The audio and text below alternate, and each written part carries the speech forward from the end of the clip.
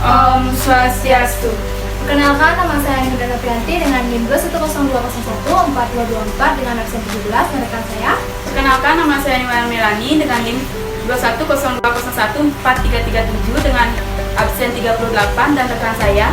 Perkenalkan, nama saya Nikadek Dwi Putri Naryani dengan NIM 21020142211 dengan absen 6. Baik, materi yang akan dibahas yaitu mengenai sumber daya manusia dalam manajemen operasional. Adapun sub-sub materi yang akan dibahas, yang pertama, peran strategi sumber daya manusia dalam produksi. Yang kedua, membedakan manajemen sumber daya manusia dalam proses produksi.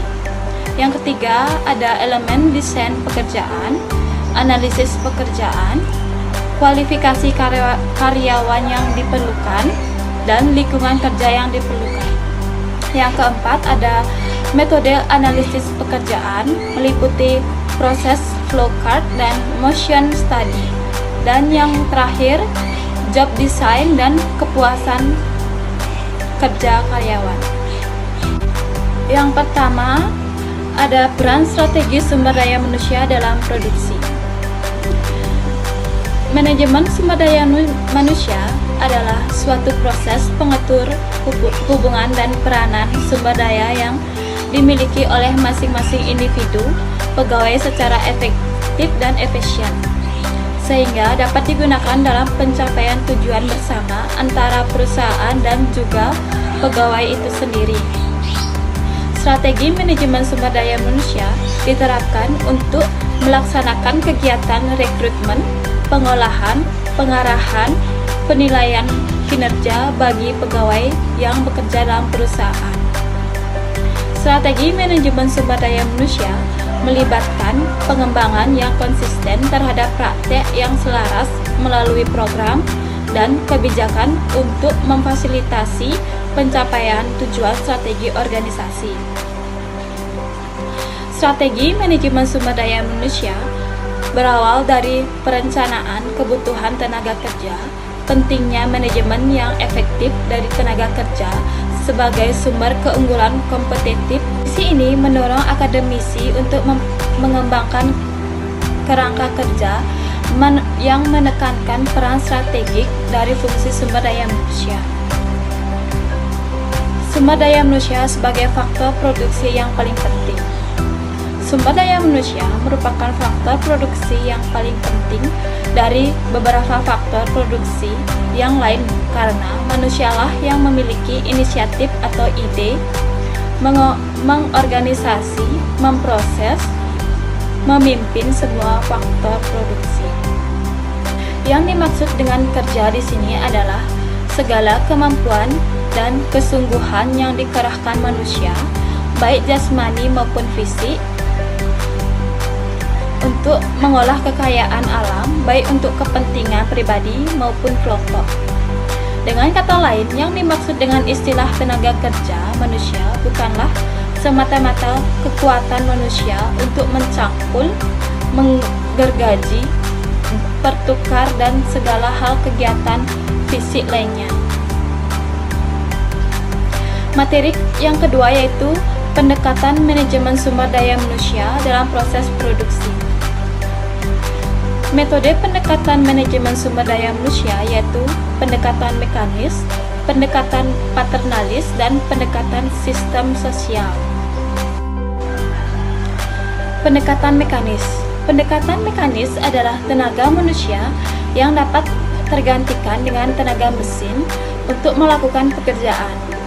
Penggantian tersebut berdasarkan pertimbangan efektivitas, kemanusiaan, ekonomis, serta kemampuan yang lebih baik dan juga lebih besar.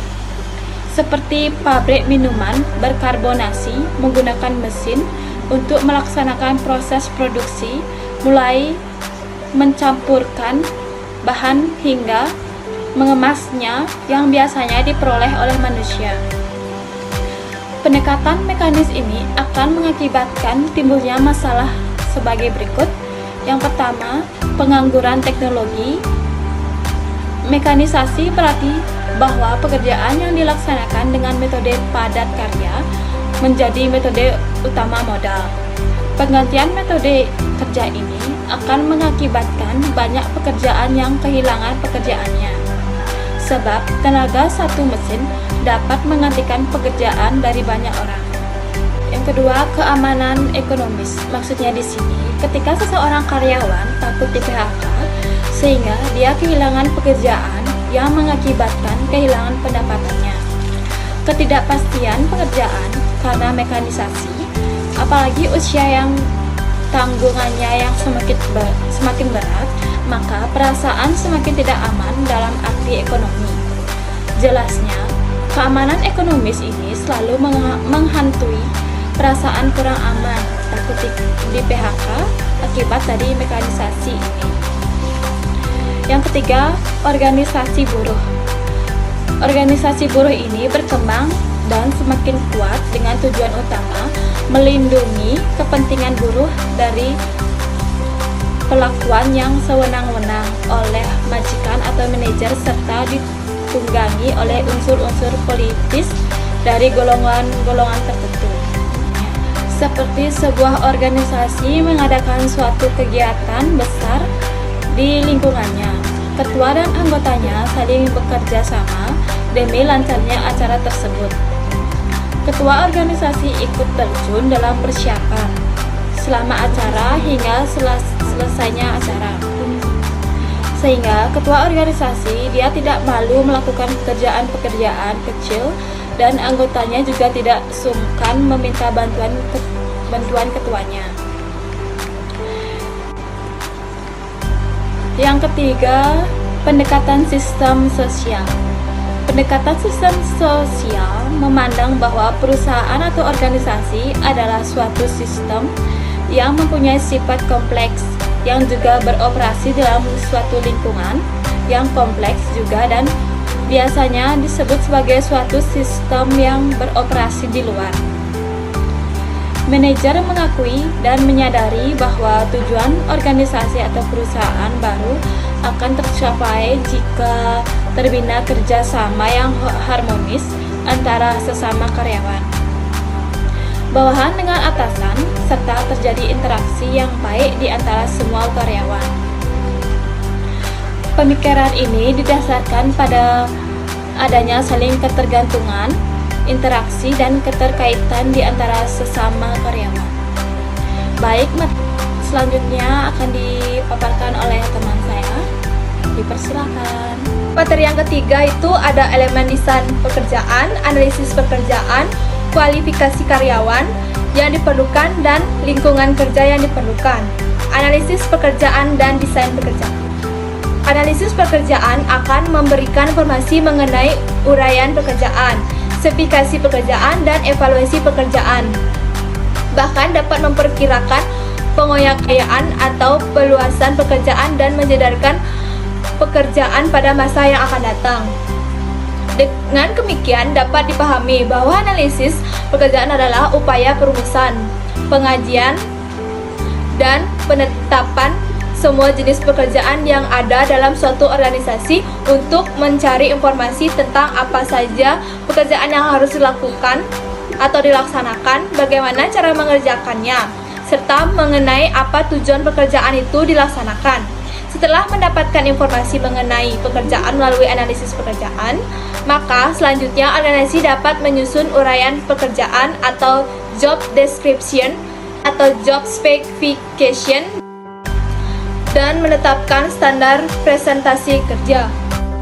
Desain pekerjaan memberikan kontribusi dalam meningkatkan efisiensi dan efektivitas kerja, mencocokkan tugas individu dengan kelompok, dan mendukung tercapainya kualitas kerja serta kepuasan kerja bagi setiap pekerjaan karyawan, dan mendukung tercapainya kualitas kerja serta kepuasan kerja bagi setiap pekerja atau karyawan untuk melakukan pekerjaan. Tahap analisis desain pekerjaan. Proses dalam menganalisis pekerjaan melalui langkah-langkah sebagai berikut. Yang pertama itu ada menentukan penggunaan hasil informasi analisis pekerjaan.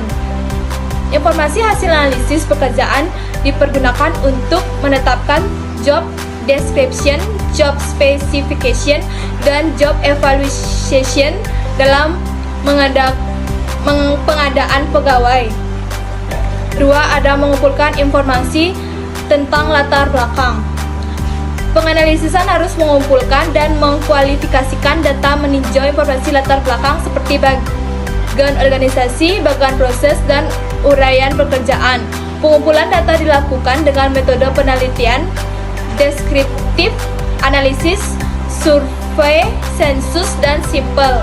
Sedangkan teknik pengumpulan data dapat dengan cara wawancara, observasi, kuesioner, dan angket. Meninjau informasi dengan pihak-pihak yang berkepentingan. Informasi hendaknya diverifikasi dengan pekerjaan yang akan melaksanakan pekerjaan itu serta atas langsung karyawan bersangkutan. Yang keenam, menyusun uraian pekerjaan dan spesifikasi pekerjaan. Penganalisisan menyusun uraian pekerjaan dan spesifikasi pekerjaan. Yang ketujuh ada meramalkan dan memperhitungkan perkembangan perusahaan. Penganalisis harus juga memperhitungkan atau meramalkan perkembangan uraian pekerjaan, spesifikasi pekerjaan, apakah di kemudian hari diperlukan pengayaan pekerjaan, perluasan pekerjaan, dan menyederhanakan pekerjaan dalam perusahaan. Proses desain pekerjaan terdiri dari input, proses, dan output. Input dari desain pekerjaan adalah elemen organisasi, elemen lingkungan, dan elemen perilaku proses organisasional, elemen lingkungan, dan elemen perilaku. Prosesnya adalah merancang pekerjaan dari input-input yang ada dan input yang diperlukan untuk mendesain ulang. Sebagai output dari desain pekerjaan adalah pekerjaan-pekerjaan yang produktif dan memuaskan. Dengan demikian dapat kita pahami bahwa begitu pentingnya analisis dan desain pekerjaan dalam suatu organisasi atau perusahaan di mana kegiatan tersebut bermanfaat bagi organisasi dalam mengumpulkan informasi tentang pekerjaan-pekerjaan yang akan dijalankan oleh SDM. Tentunya hal tersebut nantinya dapat membantu upaya perencanaan, rekrutmen, seleksi, dan pelatihan sumber daya manusia dengan tepat sehingga dapat terciptanya the right man on the right place atau orang yang tepat di tempat yang tepat, dapat meningkatkan produktivitas guna mencapai tujuan perusahaan secara maksimal. Materi yang keempat yaitu metode analisis pekerjaan, proses flowchart, mention study. Yang pertama, mention study. Mention study adalah suatu studi tentang gerakan-gerakan yang dilakukan oleh pekerjaan untuk menyelesaikan pekerjaannya. Dengan studi ini, ingin diperoleh gerakan-gerakan standar untuk menyelesaikan suatu pekerjaan, yaitu rangkaian gerakan-gerakan yang efektif dan efisien.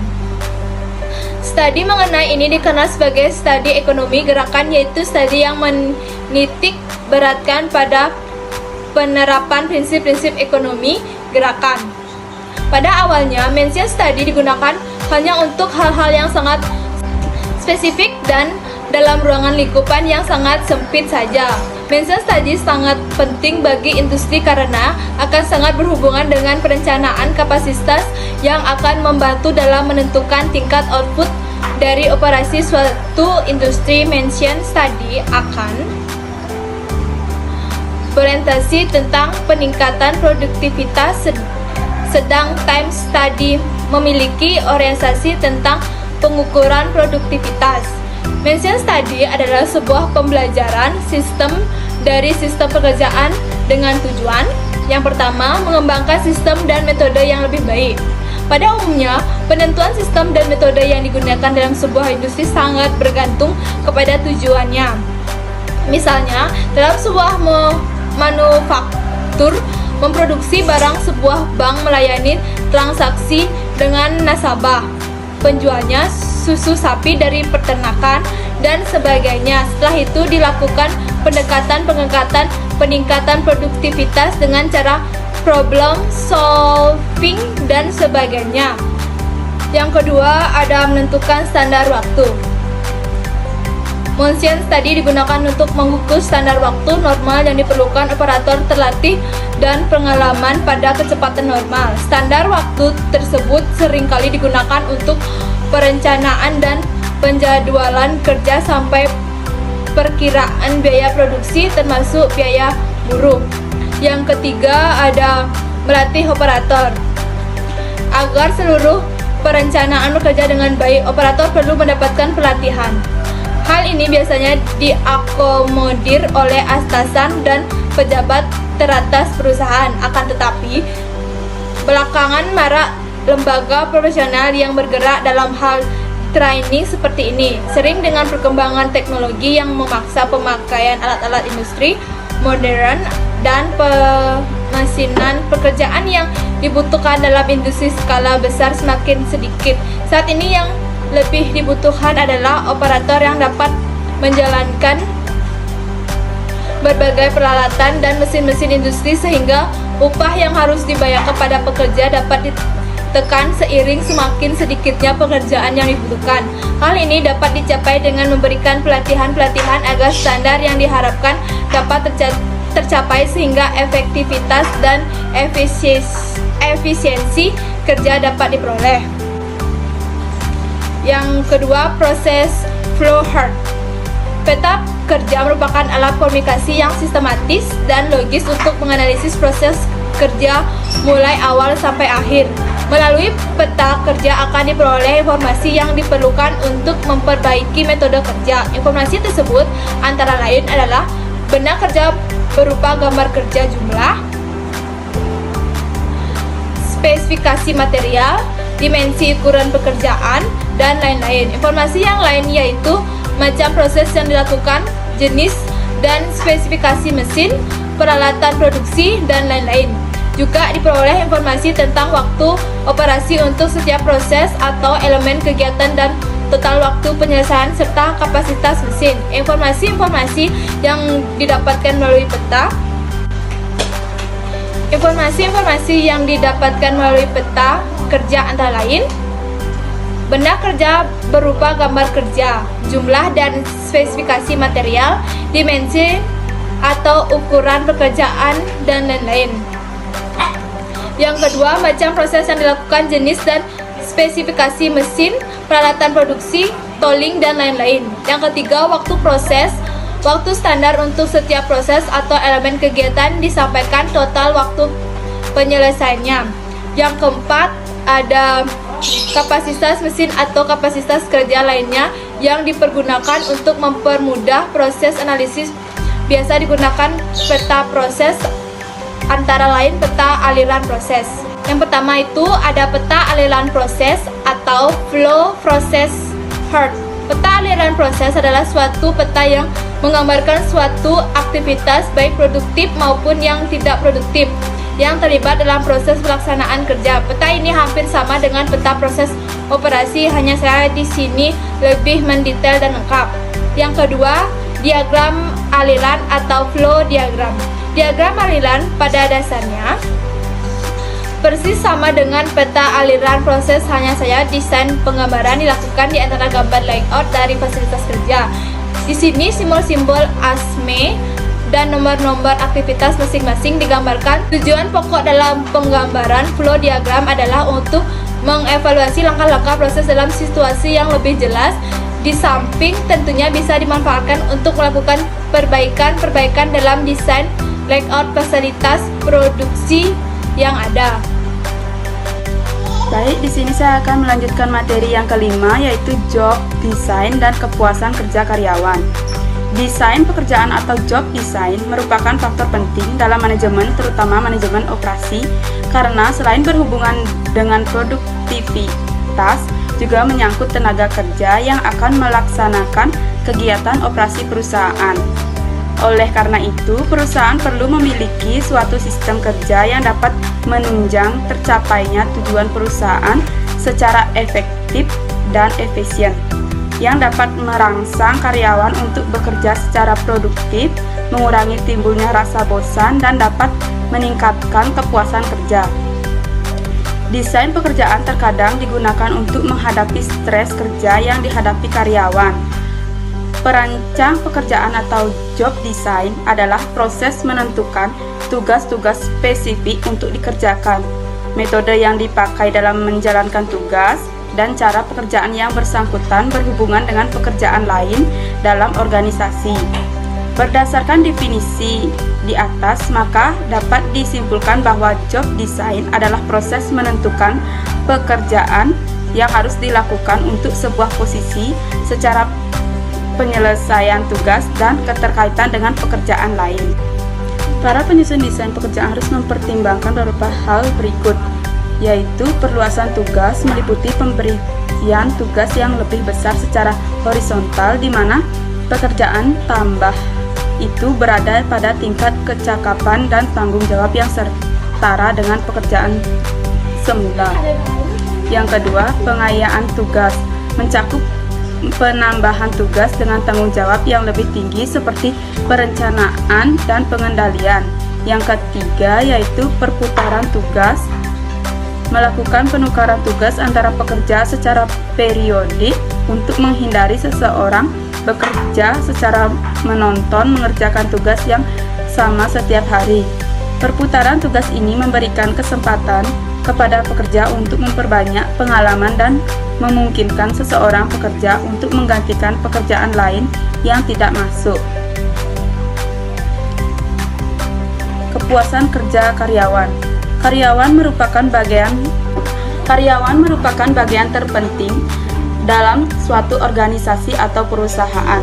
Karyawan menjadi perencanaan, pelaksana, bahkan pengendalian untuk mewujudkan tujuan organisasi atau perusahaan. Untuk itu, penting untuk memperhatikan faktor-faktor yang mempengaruhi kepuasan kerja karyawan. Pada dasarnya, kepuasan kerja akan mempengaruhi kinerja dan produktivitas karyawan, yang pada akhirnya berpengaruh pula pada kinerja organisasi. Beberapa faktor yang ada mempengaruhi kepuasan kerja karyawan dapat diklarifikasikan menjadi 3 kelompok, yaitu karakteristik individu, variabel situasional, dan karakteristik pekerjaan. Yang pertama, karakteristik individu seperti kebutuhan individu. Secara garis besar ada 2 golongan utama kebutuhan manusia, yaitu kebutuhan biologis seperti kebutuhan makanan, minuman, udara, dan sebagainya. Selain itu, terdapat kebutuhan psikologis seperti kebutuhan akan harga diri, kebutuhan untuk diakui kelompok, dan kebutuhan akan aktualisasi diri. Yang kedua, ada nilai-nilai yang dianut individu. Nilai-nilai yang dianut individu akan mempengaruhi individu dalam memilih pekerjaan dan dalam menjalankan tugasnya. Yang ketiga, ada ciri-ciri kepribadian. Ciri-ciri kepribadian seseorang akan besar pengaruhnya pada cara orang berpikir, cara memutuskan suatu, merasakan sesuatu, dan menyelesaikan pekerjaan. Yang kedua, ada variabel situation, meliputi perbandingan terhadap situasi yang ada, pengaruh kelompok acuan, dan pengaruh dari pengalaman kerja sebelumnya. Yang ketiga, ada karakteristik pekerjaan, yaitu kompensasi. Kompensasi dapat didefinisikan sebagai suatu yang diterima karyawan sebagai balas jasa untuk kerja mereka. Bila kompensasi diberikan secara benar, para karyawan akan lebih terpuaskan dan termotivasi. Dan di sini saya akan membaca kesimpulannya, yaitu dapat disimpulkan dari materi di atas bahwa sumber daya manusia merupakan faktor produksi yang paling penting dari beberapa faktor produksi yang lain, karena manusialah yang memiliki inisiatif atau ide, mengorganisasi, memproses, dan memimpin semua faktor produksi. Metode pendekatan manajemen sumber daya manusia yaitu pendekatan mekanis, pendekatan paternalis, dan pendekatan sistem sosial. Analisis pekerjaan adalah upaya perumusan pengkajian dan penetapan semua jenis pekerjaan yang ada dalam suatu organisasi untuk mencapai informasi tentang apa saja pekerjaan yang harus dilaksanakan, bagaimana cara mengerjakannya, serta mengenai apa tujuan pekerjaan itu dilaksanakan. Setelah mendapatkan informasi mengenai pekerjaan melalui analisis pekerjaan, maka selanjutnya organisasi dapat menyusun urai pekerjaan, merancang spesifik pekerjaan, dan menetapkan standar prestasi kerja. Desain pekerjaan memberikan kontribusi dalam meningkatkan efisiensi dan efektivitas kerja, mencocokkan tugas individu dengan kelompok, dan mendukung tercapainya kualitas kerja, serta kepuasan kerja bagi setiap pekerja untuk melakukan pekerjaan. Baik, materi yang akan dibahas yaitu mengenai sumber daya manusia dalam manajemen operasional. Adapun sub-sub materi yang akan dibahas, yang pertama, peran strategi sumber daya manusia dalam produksi. Yang kedua, membedakan manajemen sumber daya manusia dalam proses produksi. Yang ketiga, ada elemen desain pekerjaan, analisis pekerjaan, kualifikasi karyawan yang diperlukan, dan lingkungan kerja yang diperlukan. Yang keempat, ada metode analisis pekerjaan, meliputi proses flowchart dan motion study. Dan yang terakhir, job design dan kepuasan kerja karyawan.